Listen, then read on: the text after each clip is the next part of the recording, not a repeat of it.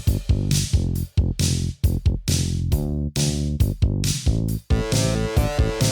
got you into a Remington party. What's my thanks? It's on the hallway carpet.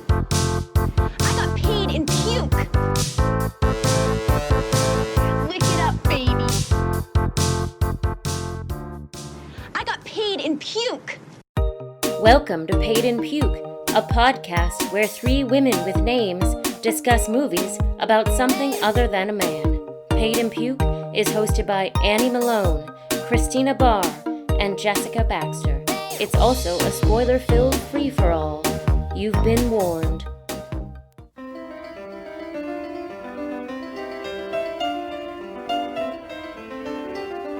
Murder, She Wrote. A little shout out to Angela Lansbury. Yeah. I love her so She much. died today. But one of the fun things about watching that show, like all 12 seasons, binge watching, maybe like 7 years ago or something, is watching how technology works in the show. Because it does start at a point in time where people didn't have answering machines, and it was like you have to answer the call or you don't know who it is. And there's, scenes where someone's like running to catch the phone. And then it's like now there's answering machines. And in the beginning, when the technology gets introduced, of course, it's pivotal to the plot. Hello, this is Jessica Fletcher. I'm sorry I can't come to the phone at the moment, but I'm busy working. If you'll please leave your name and number, and I will get... Jess, you do not have an answering device. Talk to me. Seth, what's wrong? This Yeah. answering machine message was at this time, and that proves that, this. And anyway, it's just kind of funny how that evolves, and then it gets to be where there's, like, portable phones or car phones. And there's, like, a whole episode where she's, like, getting a computer. The guy comes to her house to set the computer up for her, and then, of course, there's, the bad guy's, like, sending secret files using people's computers, or whatever. A computer hacker. So if I finish a chapter of my book in Cabot Cove, I can send it through the phone lines to my publisher's computer in New York? Exactly. This is beginning to sound very attractive. Just one question. What does it mean when it says, fatal disk error? It means your hard disk has crashed. Oh, dear. It's gone. Dead. In other words, Mrs. Fletcher, your computer has been murdered, so what we have to do now is find a suspect. Like super interesting how technology shows up in that over time because it was like showing up in society at that time.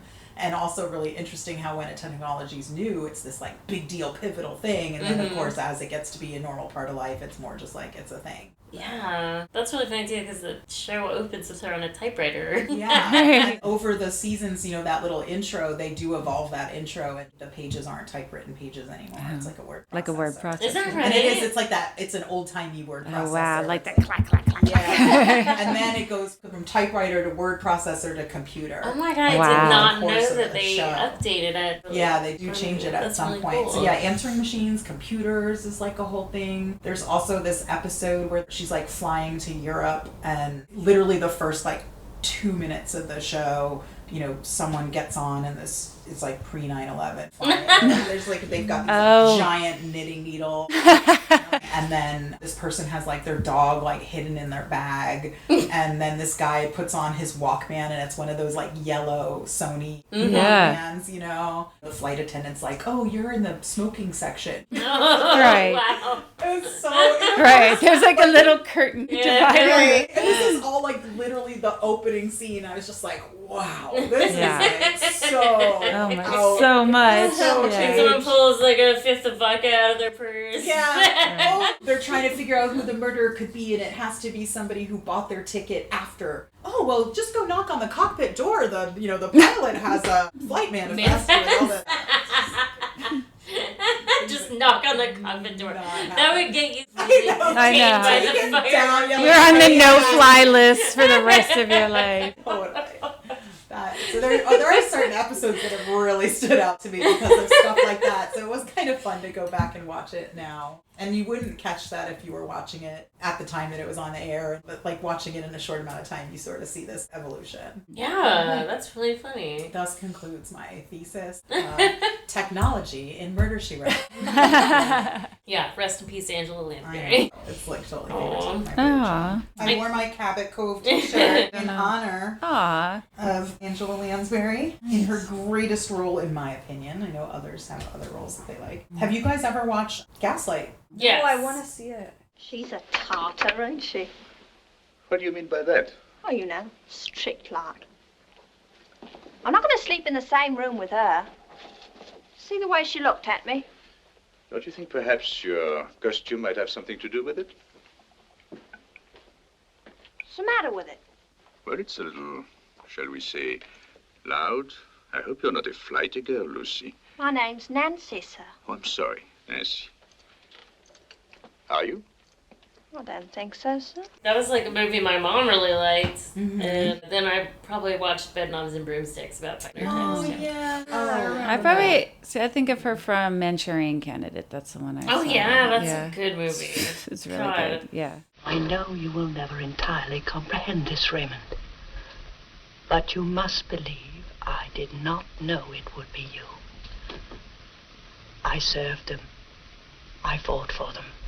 I'm on the point of winning for them the greatest foothold they will ever have in this country.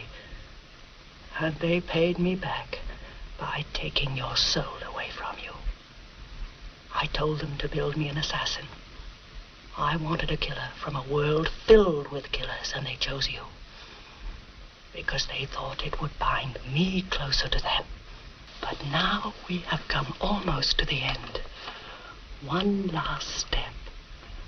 And then when I take power, they will be pulled down and ground into dirt for what they did to you. And what they did in so contemptuously underestimating me. Yeah, and I think in real life she was only like 7 years older than Lawrence Harvey, and she plays his mom. Wow. Oh, and also she's in Pirates of Penzance, which that was on regular really rotation when I was a kid. Compared with other women, are you... No. Beautiful. I have been told so, dear master. Oh, but lately? No, years and years ago. Well, what do you think of yourself? It is a delicate question, but I think I am a fine woman. Thank you, Ruth. I believe you, for I know you would not practice upon my inexperience. She's in the new Mary Poppins. At the very end, she's the balloon lady. That's right. It's a really exciting surprise. Bedknobs and Broomsticks is one of those kids' movies from when I was growing up that has held up really well. Unlike Chitty Chitty Bang Bang, it does not hold up at all. I bought it on DVD and then I was like, oh, this is horrible.